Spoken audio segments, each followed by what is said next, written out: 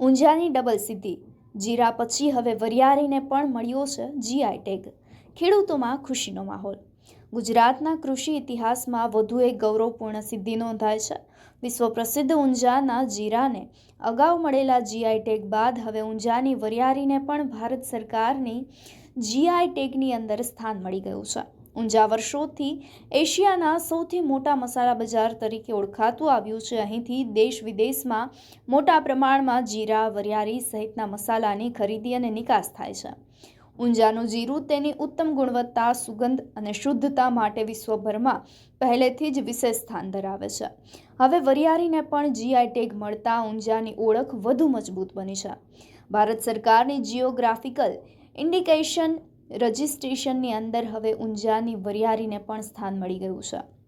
સત્તાવાર GI tag મળતાની સાથે જ હવે આ ઉત્પાદનને વૈશ્વિક સ્તરે આગવી ઓળખ અને કાનૂની સુરક્ષા પણ મળી રહી છે, જેના પરિણામે અસલી ઊંઝા વરિયાળીની બ્રાન્ડ હવે વેલ્યુમાં પણ વધારો થઈ શકે છે. નકલી ઉત્પાદનો સામે પણ અસરકારક રક્ષણ મળી રહેશે. તો આ ઐતિહાસિક સિદ્ધિ પાછળ ખેતીવાડી ઉત્પાદન બજાર સમિતિ એટલે કે એપીએમસી ઊંઝા અને તેમના ચેરમેન દિનેશભાઈ પટેલના લાંબા સમયથી કરાયેલા સતત પ્રયાસો મહત્વપૂર્ણ રહ્યા છે.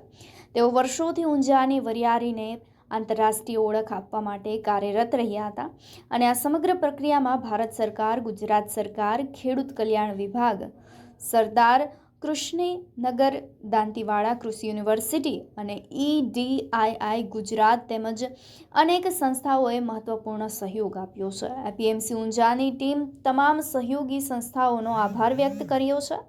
તો કૃષિ નિષ્ણાંતોના મતે હવે જીરા પછી વરિયાળીને પણ જીઆઈ ટેગ મળવાથી ઊંઝા વિશ્વના મસાલા નકશા પર વધુ મજબૂત રીતે ઉભરી આવશે.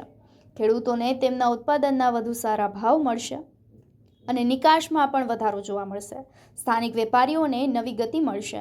આ સાથે જ હવે સમગ્ર ગુજરાતના કૃષિ ક્ષેત્રે માટે પણ જે છે તે હવે સિદ્ધિ અને વિકાસ તેમજ ગૌરવનું પ્રતીક આ વરિયાળી બની રહેશે. જીઆઈ ટેગ મળતાની સાથે જ ખુશીને લઈ અને ખેડૂતોમાં પણ ઉત્સાહનો માહોલ જોવા મળી રહ્યો છે. વેપારીઓ અને સ્થાનિક લોકોમાં ભારે ઉત્સાહ જોવા મળી રહ્યો છે. સૌના મતે આ નિર્ણય ઊંઝાના મસાલા વેપારને વૈશ્વિક સ્તરે એક નવી ઊંચાઈ સુધી પહોંચાડશે. ગુજરાતનું ગૌરવ વધુ વધારી શકે છે. ઊંઝા માટે આ ખૂબ જ ગૌરવની વાત છે કે ઊંઝાની ઓળખ, ઊંઝા જીરું, વર્ષોથી ઊંઝા એ સ્પાઇસ સિટી તરીકે સમગ્ર એશિયામાં, સમગ્ર વિશ્વમાં પ્રખ્યાત છે અને ઊંઝાની જે મુખ્ય પ્રોડક્ટ જીરુંને આ જે જીઆઈ ટેગ મળ્યો છે.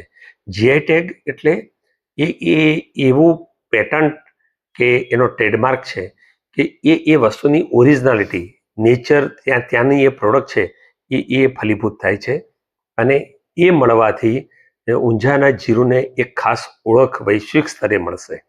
અને જેમ જોઈએ તો ગુજરાતની કેટલીક ખેત પ્રોડક્ટને જીઆઈ ટેગ મળેલો છે.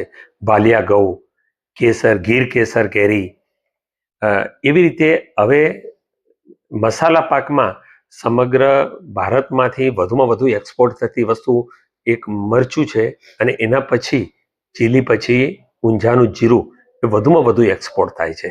અને હવે જ્યારે જીઆઈ ટેગ સાથે જીરું સમગ્ર વિશ્વમાં એક્સપોર્ટ થશે ત્યારે એને ચોક્કસ એક નવી ઊંચાઈ મળશે, વિશ્વસનીયતા પણ વધશે અને ઊંઝા જીરું તરીકે જ્યારે સમગ્ર વિશ્વમાં એનો નિર્યાત થશે ત્યારે લોકોને પણ એના માટે એક અલગ ક્રેડિબિલિટી અને સન્માન મળશે.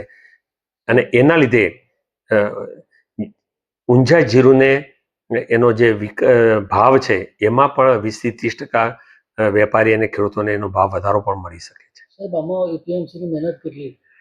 એપીએમસી ઊંઝાએ જ ઇનિશિયેટિવ લઈ અને ગુજરાત કૃષિ વિભાગ, દાંતીવાડા કૃષિ યુનિવર્સિટી, ગુજરાત એગ્રો ઇન્ડસ્ટ્રીઝ અને એપીએમસીના સહિયારા પ્રયાસથી આ 2024માં એપ્લાય કરેલું હતું અને આજે આપણને જીઆઈ નેક્સ્ટ મળ્યો છે. ખાસ કરીને આમાં ખેડૂતોને શું લાભ? ખેડૂતોની જે પ્રોડક્ટ છે એ આપણે સમગ્ર વિશ્વમાં ઊંઝાના પ્લેટફોર્મથી વેચાય છે અને એનો જેટલું વધારે વેપાર કે એક્સપોર્ટ વધશે તો એના ભાવ પણ વધશે. ભાવ વધશે તો ખેડૂતને પણ વધારે પ્રોડક્ટ ઉત્પાદન કરવાનો એક પ્રેરણા મળશે અને આ રીતે ખેડૂતને પણ ખૂબ જ ફાયદો થશે.